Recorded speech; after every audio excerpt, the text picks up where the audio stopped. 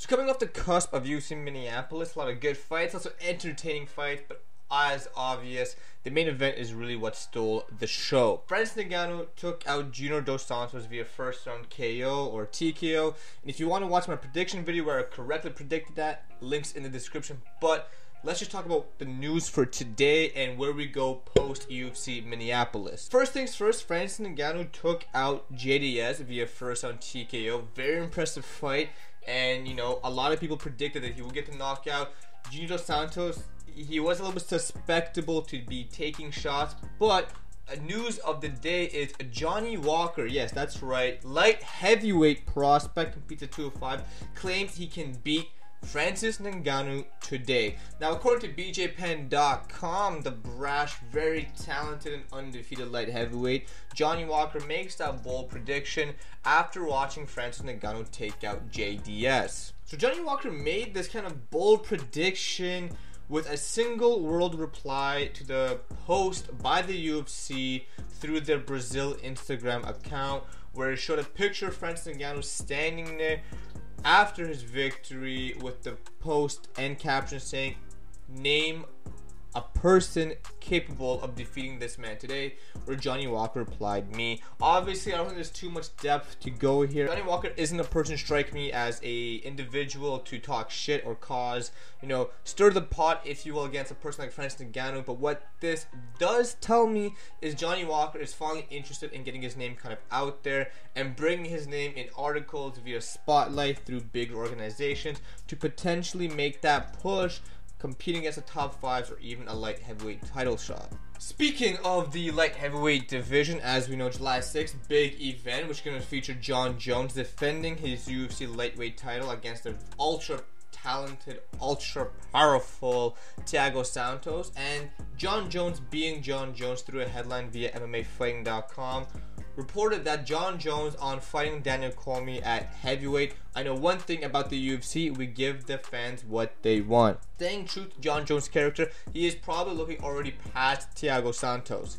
There's been plenty of mentions and plenty of highlights where Jon Jones just doesn't see Thiago Santos as being a threat to him. The only thing Thiago Santos has is potentially a puncher's chance. However, Jon Jones' IQ, fight experience, and just the way he carries himself, I think Thiago Santos' luck will just not be enough to get his hand raised over Jon Jones. But this is the fight game, so we'll see what happens. Jon Jones versus Daniel Cormier 3 has been hinted at throughout many times since their second fight. Afterwards, Jon Jones was popped with that whole USADA situation.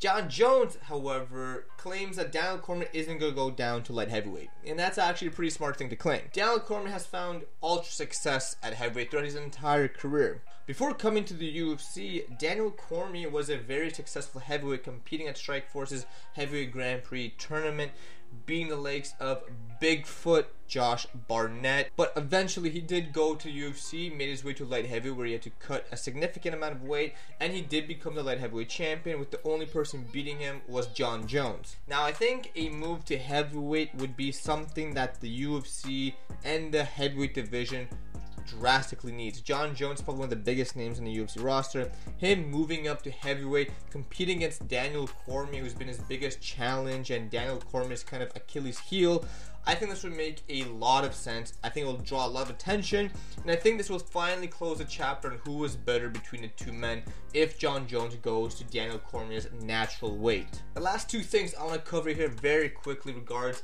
the UFC's bantamweight division. First thing is Aljamain Sterling, who people suspect to be the #1 contender for and Henry Cejudo's strawweight title, claims that Joseph Benavidez, if he gets the next crack at Cejudo, he would not be upset about it. Now, for those of you who don't know, Joseph Benavidez did compete on UFC Minneapolis, getting his hand raised via his own TKO. Nevertheless, the flyweight division has been drastically seeing a decrease in their roster. I think right now there's only about 12 fighters, including the champion Henry Cejudo, and I don't think there's much pull in that division. However, Jiu-Jitsu Joseph Benavidez is one of the only men to have a victory over current bantamweight and flyweight champion Henry Cejudo. So it does make sense for these guys to fight again and run it back. However, we don't know what's going to happen with the flyweight division. We don't know if Dana White's want to keep them. So as of right now, I think it's very gracious and courteous of Aljamain Sterling to kind of pass over that chance for Joseph Benavidez to fight Henry Cejudo. However, I don't think this makes a really good case for him, and I don't think this is something the UFC/Dana White enjoys seeing. And obviously, the last thing I want to cover today involves Darren Till. Yes, you guys may remember Darren Till as the welterweight prospect moving up the ranks, who had victories over Stephen Thompson and completely bamboozled Donald Cerrone, but then evidently losing to Tyron Woodley and getting knocked out by Jorge Masvidal. Well, since his knockout loss to Jorge Masvidal, things haven't been going great for Till. An article published early by MMAJunkie detailed that Darren Till actually attempted to steal a taxi. A lot of details are still unknown, but MMAJunkie reported just today that Darren Till detailed stolen taxi incident in Tenerife. I was like, it's all going to fall on me. Now, if you want to read this article, description is down below, link to it, of course. But Darren Till basically says that it wasn't how it looks to be. He claims it wasn't a stolen taxi, and he won't let out any names, but it was stolen and drove around a few times, but it was brought back to where it was found. Darren, I don't know what you're trying to do here. This doesn't make it okay. It's not like, oh, I'm just going to steal this Porsche, drive it, do my errands, and bring it back. That's not how things really work in the world, Till. I know you could probably fight your way out of a lot of situations against a regular individual, but when it comes to the court of law, your fists and feet and elbows don't really hold much weight now, do they? Anyways, guys, if you want stories or links to any of the topics I covered today, they're all going to be in the description. Make sure you also check out my prediction video where I correctly predicted Francis Ngannou. But as always, make sure you guys like, comment, and subscribe if you like this kind of videos. I'm bringing you the most interviews, MMA updates, news updates, and top 10s. Promise you that. But as always, thank you guys so much for watching and have an excellent day.